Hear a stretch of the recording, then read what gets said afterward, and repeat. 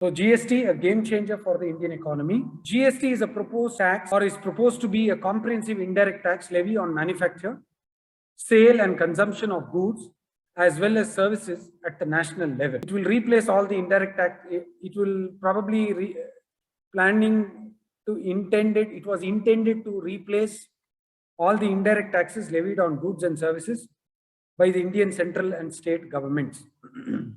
Well, the law will replace various indirect taxes with one simple taxation system, creating a boundaryless and a unified national market that will also lead to increase in country's GDP. Implementation of GST would bring many professionals, opportunities and employment in terms of compliance, advisory, tax planning, etc. Well, the history of GST in India, it started way back in 2000.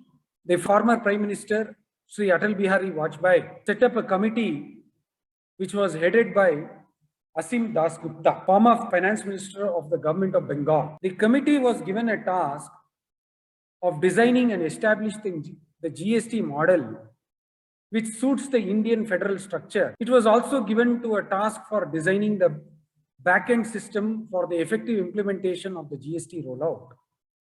During the phase of 2000 to 2005, Indian indirect tax structure was also witnessing historic change in the name of VAT, value-added taxes. Well, VAT stands for value-added taxes. VAT in India was introduced at a central level. Well, VAT was first introduced in the year 1986 for a few commodities which were then called as mod VAT, which was later on extended to other commodities and stages and hence renamed as CEN-VAT. What is CEN-VAT? Central Excise Value-Added Tax.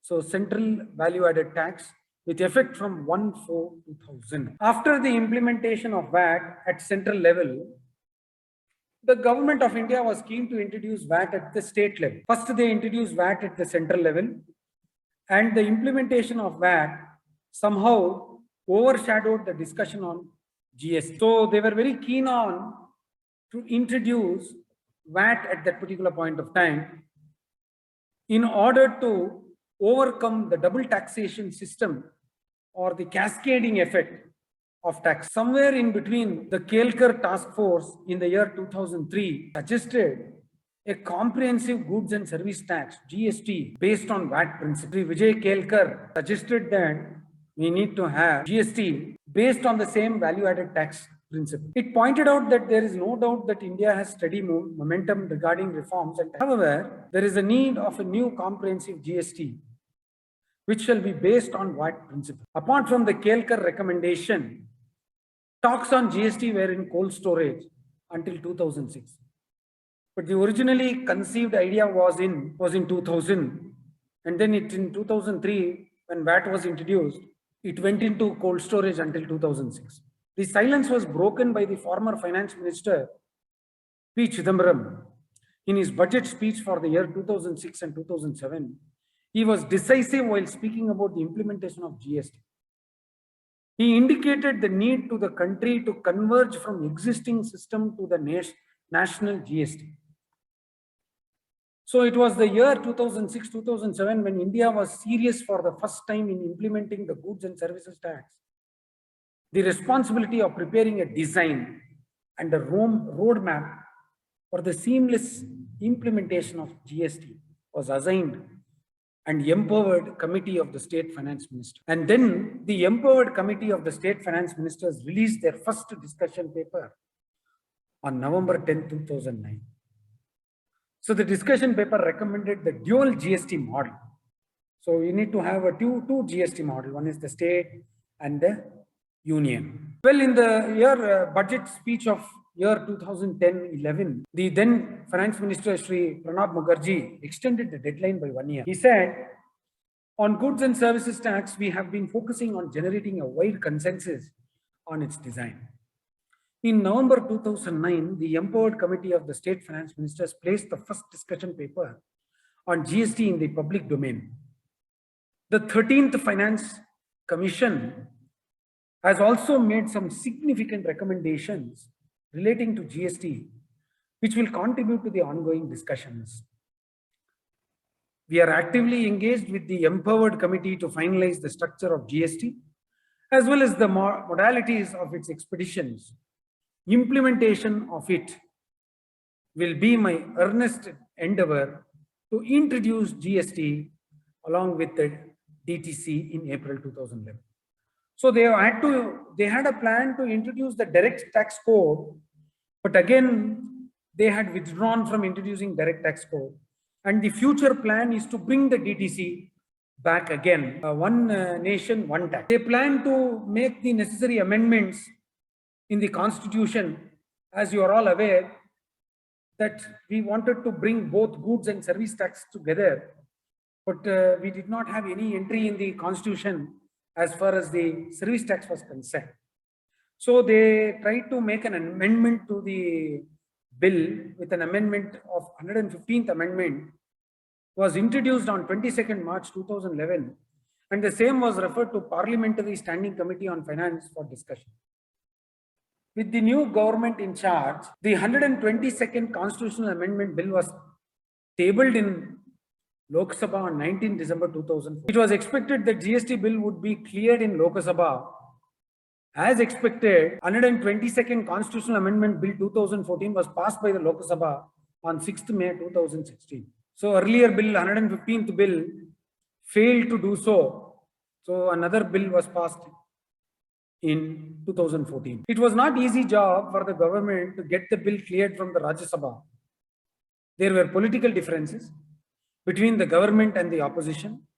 Many times, Rajya Sabha was adjourned due to the unhealthy argument between the members of the parliament.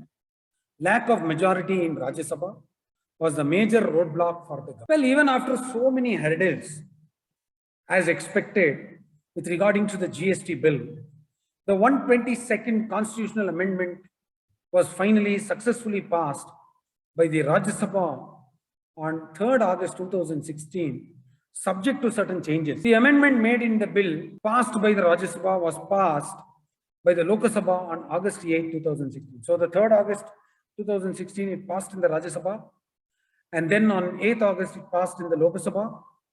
And then once a bill is being passed in both the houses, it should be presented to finally to the president in order to make the bill a part of the amendment and the constitution. So for the amendment to become effective, the constitutional bill must be ratified by at least 50% of the states. That is, by at least 16 states out of 31 state assemblies within 30 days. So if the bill has to be made as central bill, at least majority, that is 51% of the people, should ratify the bill. And it so happened, it has to be done within 30 days. It so happened with the GST bill, required number of states ratified it, and that too with a surprise of 23 days. Since bill was passed by unanimous consent of all the parties, this condition was not so tough to satisfy. Within 23 days, 16 states ratified the GST bill, and Assam was the first state to ratify the GST bill. After getting the requisite number, the GST bill was ready for the presidential nod. On 8th September 2016, history was written when President gave his nod to the GST bill. Well, GST bill is now the law of the land, and we are following. It came into force on 1st July 2017. But when the history was unfolding itself on 8th September on 2016, the great man whose vision was to introduce GST, Sri Atal Bihari Vajpayee, our former Prime Minister, was remembered once again. Once Vajpayee said, "I dream of an India free of hunger and want." And when his 16 years old vision became a reality on 8th September 2016. So here is a quick recap on the various process which happened with the, we can see the brief history of the GST bill. Well, in 2000, an empowered committee headed by Asim Das Gupta was set up for GST by ex-PM Atal Bihari Vajpayee. And then the Kelkar committee reforms. Government forms a task force for tax reform headed by Vijay Kelkar, which recommended GST in 2004. Well, in 2006, GST was mentioned in general budget for the first time, and the government sets April 1st, 2010 as deadline for GST implementation. Well, empowered committee of the state finance ministers constituted, which submitted a report titled as Model and Roadmap for Goods and Services Tax to Government. In 2009, Pranab Mukherjee, the finance minister at that particular point of time, and our former president, announces the basic structure of GST as recommended by empowered committee, which was opposed by opposition in 2009. Project on computerization of commercial taxes launched. GST deadline differs to April 1st, 2011. So there was a major complication in introducing the GST. They had to find out a 100% network which could make the work of implementation of GST in a very smooth manner by the government. So therefore, the computerization called in for a very, very important, significant role in implementation of GST. And in 2011, government tables 115th Constitution Amendment Bill in Lok Sabha. Discussions were continued till 2013, but the bill continuously was opposed in the parliament. In 2014, Cabinet approves the 122nd Constitution Amendment Bill, but again opposed by opposition in the Rajya Sabha. Well, 2015 GST bill was passed in the lower house or the parliament and sent to the upper house, Rajya Sabha. Then upper house also passed the bill by 2/3 majority. States had to ratify. The bill council meet was for the first time and suggested 4 slabs, 5, 12, 18 and 28%. In 2017, Finance Minister announces that July 1st, 2017 for the rollout of GST. And with midnight session of Parliament, GST rolled out in all the states and the Union Territory except the state of Jammu and Kashmir.